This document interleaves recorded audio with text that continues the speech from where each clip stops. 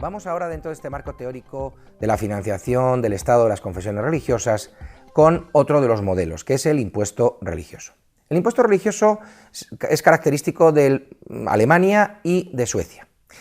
¿Qué es lo que define al impuesto religioso? Pues bien, lo que define el impuesto religioso es que quien decide, determina y obliga es la propia Iglesia con su coactividad, a diferencia de, como veíamos en el modelo anterior, del impuesto estatal, con afectación a un fin religioso, en que quien obligaba con su coactividad era el Estado.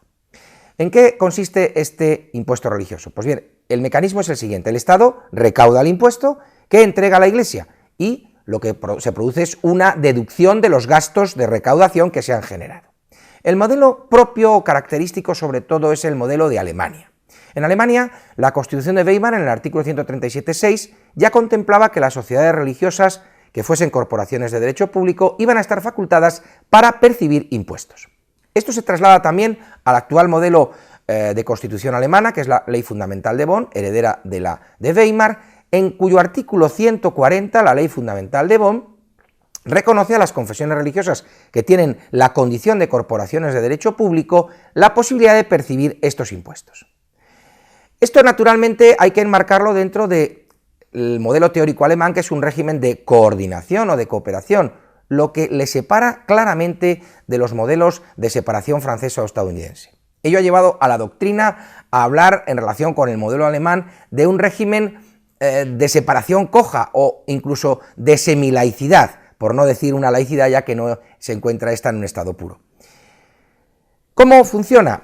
Pues bien, lo que se produce es un recargo individual en los impuestos estatales sobre la renta y los rendimientos de trabajo personal. Para ello, el Estado se sirve de las listas del fisco civil y van a estar obligados también los exentos del impuesto. Es decir, esto significa que hay una independencia de la obligación de tributar, que estamos, respecto a ser miembro de la confesión religiosa, que estamos, por lo tanto, ante un impuesto de pertenencia. Hay que enmarcar este modelo dentro de la institución importante en la Constitución alemana, que es la del derecho a dejar ser miembro de la Iglesia. Los menores de 14 años ya pueden hacer esto sin consentimiento paterno.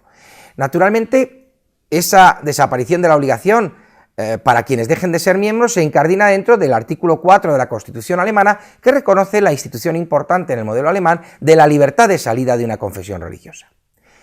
Si os dais cuenta, en este modelo se corrige un efecto que, como vamos a ver, en cambio está presente en otros modelos, y es el efecto de los free riders, es decir, el consumidor libre de cargas.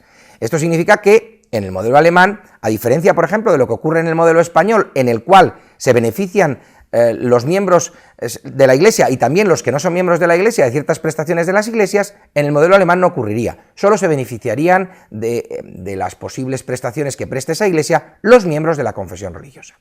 La recaudación corre a cargo de los Länder, los distintos territorios en la división territorial administrativa y política del modelo alemán. La relación jurídica se constituye sobre la base de los ciudadanos y las confesiones religiosas. Lo que se produce es una retención por parte del empleador respecto al salario, pero también lleva la peculiaridad este modelo de que no solo se puede llevar a cabo respecto a los asalariados, sino que también pueden participar del mismo los autónomos y los desempleados. La ventaja respecto a ese modelo que decíamos de evitar los free riders, pues naturalmente se ven que solo lo pagan los miembros de la confesión religiosa. Y como veremos después respecto a la financiación, y os presentará Susana los datos financieros, hay una elevada recaudación por el mecanismo del impuesto religioso. Así, las corporaciones de derecho público, que son los católicos, los evangélicos y los judíos, van a participar con elevadas cuantías a través de este mecanismo. Bien, el modelo del impuesto religioso, en principio, podríamos decir que es aceptable desde el respeto a la libertad de conciencia y a la laicidad. Ahora bien, nos vamos a encontrar con que presenta dos inconvenientes. Uno, claro, es que ensombrece la imagen de la separación. Decíamos antes que no era un modelo de separación claro, sino de separación coja. Y naturalmente aquí pesa mucho esa coordinación o cooperación que lleva la impronta del modelo alemán. Y en segundo lugar, pues que al final se acaba lesionando la laicidad y la libertad de conciencia a través de ese uso de la coactividad que se utiliza.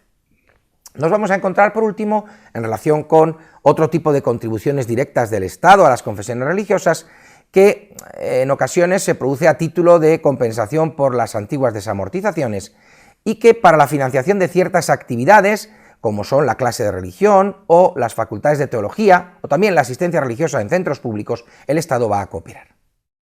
Desde una perspectiva financiera, alrededor del 70% del presupuesto de la Iglesia viene determinado por el impuesto eclesiástico. Se trata aproximadamente, en términos actuales, de unos 9.200 millones de dólares. Los contribuyentes, ya sean católicos, protestantes o miembros de otras comunidades de recaudación de impuestos, pagan entre el 8 y el 9% de su impuesto de la renta a la Iglesia o a la comunidad a la que pertenezca. Así, por ejemplo, en el caso de una persona que gana unos 50.000 euros al año, el impuesto medio que debería satisfacer sería en torno al 20%, lo que representa un impuesto de 10.000 euros al año. Pues bien, el impuesto para la Iglesia sería en torno al 8% de esos 10.000 euros, es decir, 800 euros al año. De acuerdo con Alejandro Torres, la importancia que tiene este impuesto y la recaudación, el dinero que percibe la Iglesia, sobre todo las dos confesiones mayoritarias, es notablemente superior al que reciben otros países de su entorno, como Italia o España. Otro de los ejemplos de este modelo de impuesto religioso es el caso de Suecia. En Suecia se produce el tránsito, como hemos visto en anteriores vídeos, del impuesto estatal al impuesto religioso. Sobre todo hay dos leyes que caracterizan este funcionamiento. Por un lado está la Ley sobre la Iglesia de Suecia de 1998, en la que se prevé la desaparición del impuesto y la sustitución por donaciones, colectas y cuotas de afiliación, en cuya recaudación va a colaborar la administración pública. Nos vamos a encontrar también en este modelo de Suecia que las minorías religiosas van a poder acceder a ayudas económicas. Eso sí, se les van a exigir unos requisitos mínimos, como son, en primer lugar, el que tenemos que estar en presencia de un grupo unido, de un grupo que tenga una cierta cohesión y que la presente en torno a las actividades religiosas que va a desempeñar y naturalmente que lleve in situ la celebración del culto divino. En segundo lugar, otro de estos requisitos mínimos es que esté registrado en sus estatutos y que en los mismos se indiquen los órganos de gobierno de la confesión religiosa. Y en tercer lugar, que la confesión religiosa contribuya a los valores fundamentales que son importantes para el Estado y que tenga un carácter estable, es decir, que no sea un grupo que ha aparecido por allí durante un tiempo, sino que eso se constate a lo largo del tiempo y tenga un carácter de estabilidad. Y además tiene que desarrollar una serie de actividades que se entienden positivas para la sociedad. La segunda ley es la Ley de Colaboración con las Confesiones Religiosas del año 99, un año después. En la misma se presenta esa colaboración del Estado ¿a través de qué mecanismos? Pues bien, a través de la ayuda económica para las confesiones religiosas, también de la ayuda económica para agencias gubernamentales en la administración de las cuotas de las comunidades religiosas que están registradas en el correspondiente registro público, y para completar este modelo podríamos decir que en torno a una veintena de confesiones religiosas van a acceder al mismo. Desde un punto de vista financiero, los miembros de la Iglesia de Suecia pagan la tarifa de la Iglesia, que varía entre los municipios, pudiendo llegar a alcanzar hasta un 2%. La Iglesia y el Estado se separaron a partir del año 2000. Sin embargo, el gobierno sueco ha acordado continuar realizando la recaudación del impuesto a los contribuyentes individuales. Pero ahora la tarifa será una casilla opcional en la declaración de impuestos. El gobierno destinará el dinero recaudado a los católicos, musulmanes, judíos y a otras religiones, así como a los luteranos. Es posible salir de la Iglesia con la ayuda de una página web.